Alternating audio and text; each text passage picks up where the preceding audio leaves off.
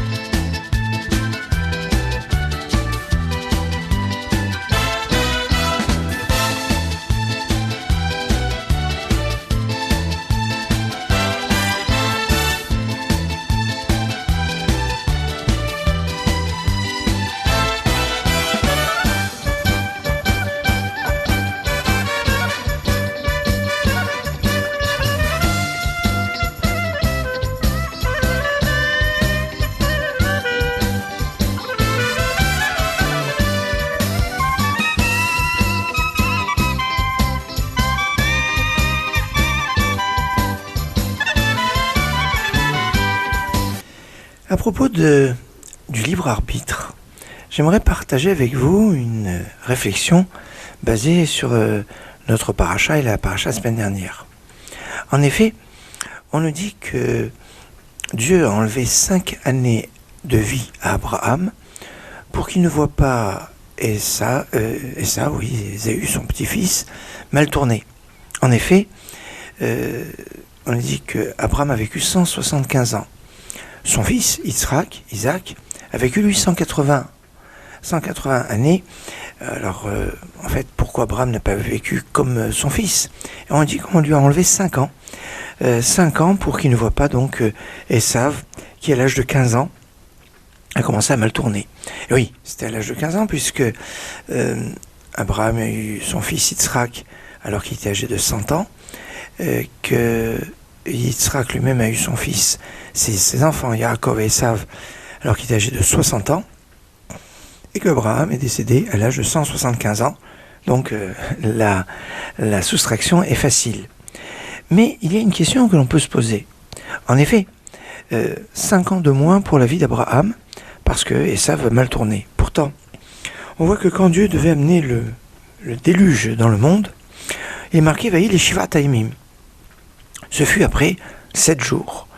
Et on dit pourquoi 7 jours? Parce que Dieu a repoussé de 7 jours le début du déluge, car Métouchélar, Mathusalem, qui était un homme juste et un homme pieux, un homme saint, était décédé le jour où le déluge aurait dû commencer. Et Dieu a laissé le temps des 7 jours, des Shiva, des 7 jours de deuil, en offrant aux hommes la possibilité peut-être de prendre conscience de la gravité de leurs actes pour essayer d'empêcher que le déluge ne tombe sur terre, en étant réveillé par rapport à la disparition de Métouchélar. Et on voit que Dieu a repoussé de 7 jours, le déluge.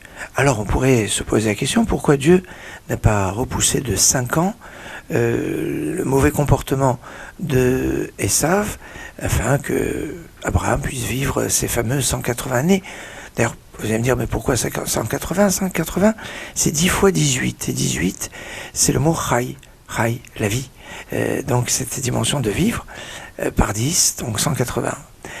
Et en fait, la réponse, pourquoi Dieu n'a pas repoussé de 5 ans le mauvais comportement de Ésaü, parce que Hachem respecte, entre guillemets, les règles qu'il a établies dans le monde au niveau du libre arbitre. Et oui, il ne voulait pas soustraire Ésaü à son libre arbitre et l'empêcher de fauter alors qu'il pouvait fauter. Et même si ça a coûté 5 ans d'années à Abraham, eh bien, on apprend d'ici la puissance, l'importance du libre arbitre comme une notion fondamentale, comment Dieu dirige le monde.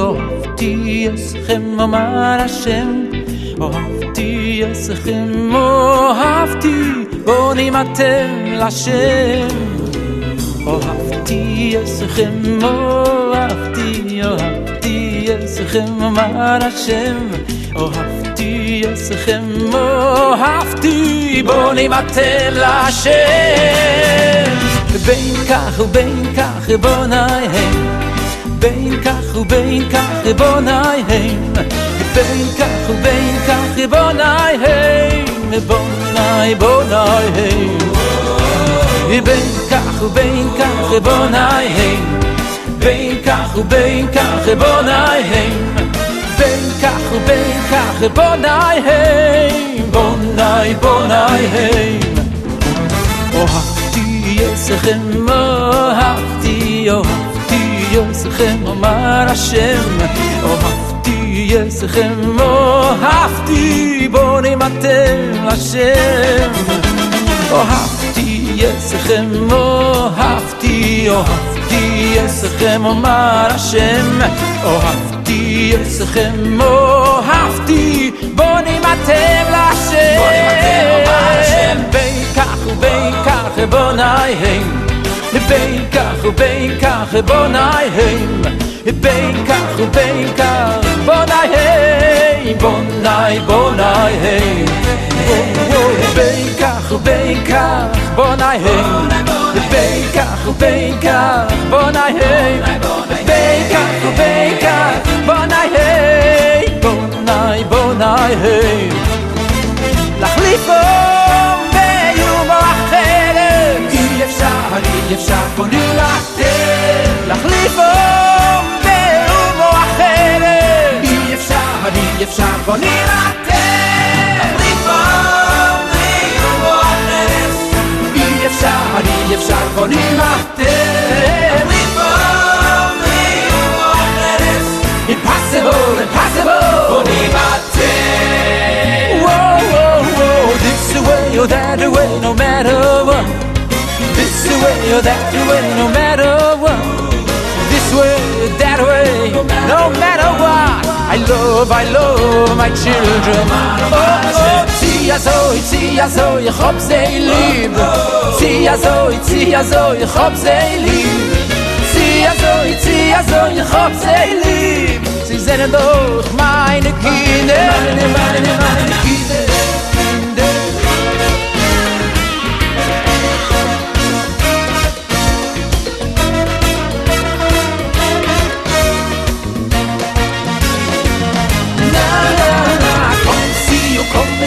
Je vous aime, comme si ou comme ça, je vous aime. Benga, bonai. I love my children. Sie sind doch meine Kinder.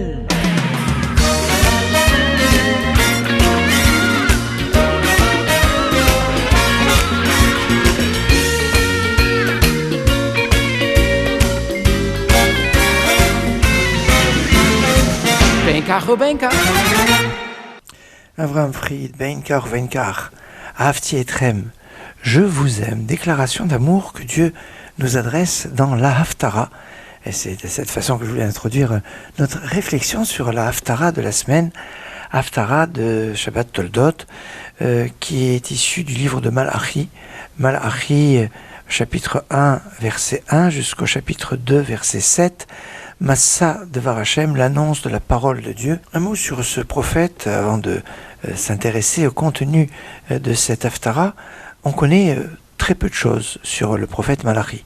On ne nous indique pas ni d'où il vient, ni son époque, ni le nom de son père. Est-ce un des membres de la Grande Assemblée et est-ce que ce ne serait pas l'identité de Ezra Sofer, Ezra le scribe, qui était Cohen? Certainement dire que Malachi, oui, c'est Ezra. Certainement dire non, ce sont deux personnages distincts. En tout cas, le livre de Malachi fait partie de ce qu'on appelle les 12 petits prophètes, comme les 12 tribus. C'est par les 3 grands prophètes, c'est-à-dire qui ont nous ont donné un texte long comme Isaïe, Jérémie et Ézéchiel. Eh bien, on a 12 prophètes dont les écrits ne sont pas très longs et on les a rassemblés en un seul livre qu'on appelle les Tréhassar, les 12. Il s'agit des 12 qu'on appelle les petits prophètes, mais qui sont de grande importance. Et Malachi est le dernier que l'on retrouve parmi ces 12 petits prophètes. Et donc, il a une place assez particulière. Et donc le thème qui est dans cette Haftara exprime les raisons de l'amour de Dieu pour Yaakov et son aversion pour Esav. Vet Esav Saneti, Ahavti Etrem d'un côté, je vous ai aimé, et de l'autre côté, Vet Esav Saneti, cette aversion contre Esav. Le renouveau du Ham Israël d'un côté et la dévastation éternelle d'Édom de l'autre côté. Mais attention, même si dans le cas Israël va avoir ce lien avec Hachem, il faut faire attention parce que même parmi les enfants d'Israël, les Kohanim, les prêtres, s'ils se comportent en fils respectueux, bien ça va, mais ils ont un certain mépris à l'égard du culte, en apportant des bêtes infirmes ou volées. Alors le Navi, le prophète, les menace d'un grave châtiment s'ils ne s'amendent pas, car ils avaient été choisis pour être les guides spirituels du peuple il y a ici quelque chose de fondamental. Quand les Kohanim offrent des bêtes infirmes qu'ils n'oseraient pas offrir au gouverneur du pays, eh bien, il s'agit ici d'un acte grave. Un acte religieux ne doit pas être un acte aveugle, irréfléchi, superstitieux, éloigné de la volonté d'Hachem. On doit concevoir nos actes religieux avec un respect, avec une dignité, et de se demander si on doit faire une offrande, est-ce que cette offrande, on l'aurait faite pour une autorité remarquable, quand on doit réaliser une mitzvah, on doit consacrer du temps à la mitzvah. Est-ce qu'on le fait avec les égards, avec le kavod, les honneurs, le respect que on doit lui faire? Eh bien, c'est un peu la réprimande que l'on retrouve dans cette haftara, d'avoir cette conscience de pouvoir réaliser les mitzvot avec le même sérieux, au moins le même sérieux, le même enthousiasme, le même respect que l'on aurait tendance à faire vis-à-vis d'une autorité importante. Et c'est cette notion qui est développée dans notre haftara, à la fois d'amour et de crainte du ciel. Mais au verset 11, il y a une notion assez surprenante. On dit Gadol, Shemi Bagoyim, mon nom est grand parmi les nations.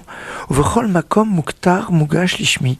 Et à tout endroit sont offerts des encens en mon nom. Umincha Teora, et une offrande pure. Alors ici, il y a une problématique. On parle d'encens. Les encens, on sait que ça fait partie du culte qu'il y avait dans le Beth Amikdash, dans le temple, dans le sanctuaire, quand ils étaient dans le désert, et dans le temple quand ils sont en Israël. Et on ne peut pas se permettre de faire des sacrifices, et à plus forte raison, l'offrande des encens, en dehors du Beth Amikdash. Alors ça veut dire quoi? B'chol makom muktar, à tout endroit, il y a cet encens qui est le culte le plus sélect parmi les cultes qui se faisaient dans le temple, parce qu'il n'est pas lié à la faute. Les sacrifices peuvent être liés à la faute ou au remerciement à Hachem, mais peuvent être liés à la faute. Mais les kétoret, eh bien, c'est uniquement que du bonheur. Et il n'y a pas lié à la fête. Alors, de quoi on parle quand on parle de ces encens? Eh bien, les commentaires vont dire qu'on parle de l'étude de la Torah. Cette étude de la Torah qui peut se trouver en tout endroit. D'ailleurs, c'est remarquable qu'aujourd'hui, des endroits où on étudie la Torah, les yeshivot, portent des noms de villes. Ce sont le nom des yeshivot, Ponyovitch, Slabotka, Mir, tous ces yeshivot qui portent des noms de villes, viennent nous apprendre que en tout endroit, ils pouvaient avoir cette notion de kétoret, d'encens, de cette voix. Et c'est ce qu'on retrouve, le lien entre la voix et les kétoret, les encens, cette voix qui est kol Yaakov, cette voix qui est double, à kol, deux fois le mot kol, parce qu'il y a la voix de l'étude de la Torah, qui est fondamentale, et il y a la voix de la prière, qui est aussi fondamentale. Et on ne doit pas mélanger les deux, on ne doit pas, je dirais quelque part, privilégier l'un sur l'autre, ou empiéter l'un sur l'autre. Quand c'est le moment de l'étude, on doit étudier et pas faire ses prières à ce moment-là. Et quand c'est la prière, eh bien on doit se consacrer à la prière et ne pas étudier. C'est pas bon des fois des personnes sont complètement toujours dans l'étude, même au milieu de leur prière. C'est pas top. C'est la prière, c'est la prière. Quand c'est l'étude, c'est l'étude. Kol.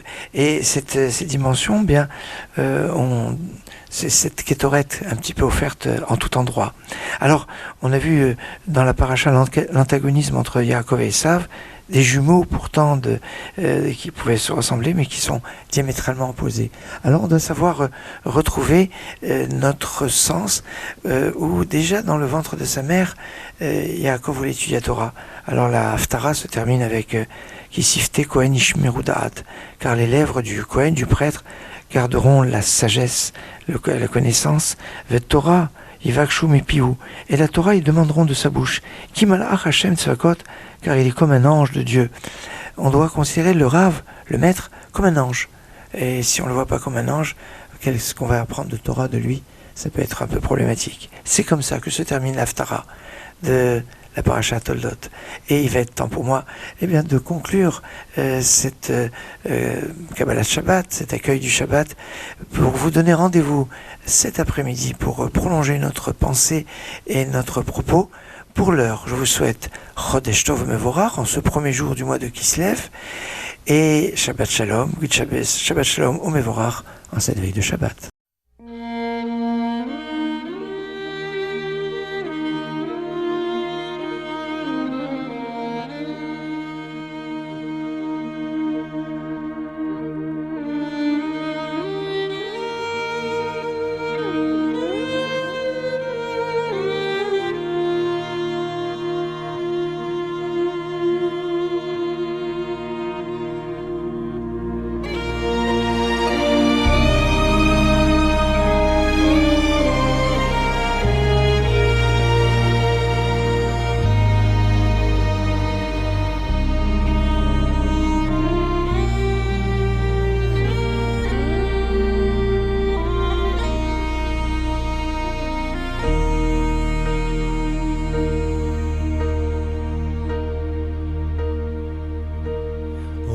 תשמע בהרי יהודה ובחוצות ירושלים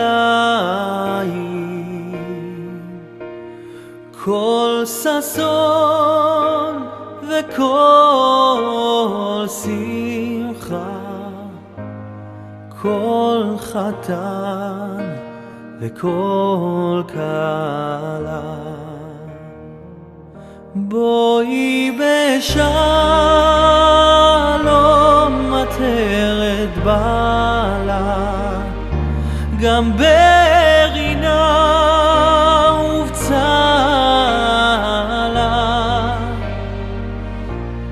תוך אמון ים סגולה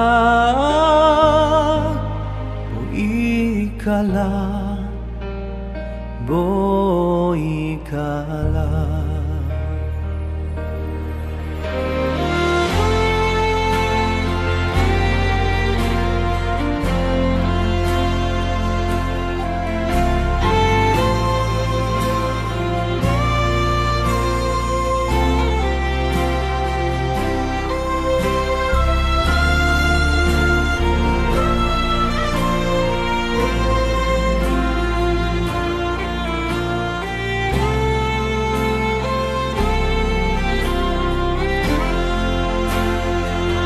בואי בשלום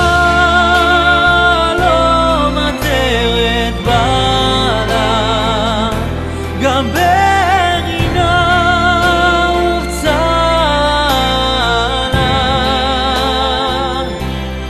תוך אמון ים סגולה